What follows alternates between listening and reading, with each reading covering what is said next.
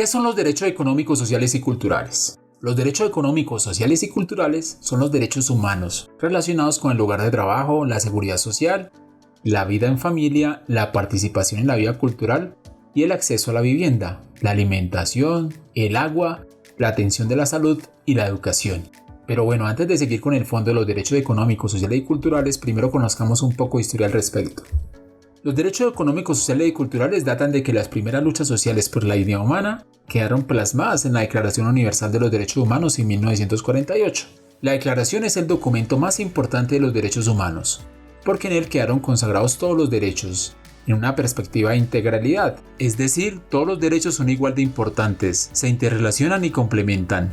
Sin embargo, los estados estimaron que no era un documento vinculante, es decir, obligatorio desde el punto de vista jurídico, y era necesario crear instrumentos jurídicos para explicar las obligaciones estatales con los derechos. Y aunque ya existía la Declaración Universal de los Derechos Humanos, no había un compendio o tratado específico sobre estos derechos económicos, sociales y culturales. Por tanto, en torno al proceso de elaboración en el seno de Naciones Unidas, la elaboración de estos documentos se extiende durante 2 décadas, en razón a que cuando se iniciaron las deliberaciones sobre el tratado, comenzaron también los conflictos y el deterioro de las relaciones internacionales entre los dos bloques del poder mundial, como el liderado por Rusia y el liderado por Occidente, en cabeza de Estados Unidos. Ese periodo se conoce como Guerra Fría. En relación con los derechos humanos, la disputa entre el bloque soviético y el bloque occidental se materializaba en divergencias en torno a la prioridad de ciertas categorías de derechos humanos y con el método de aplicación.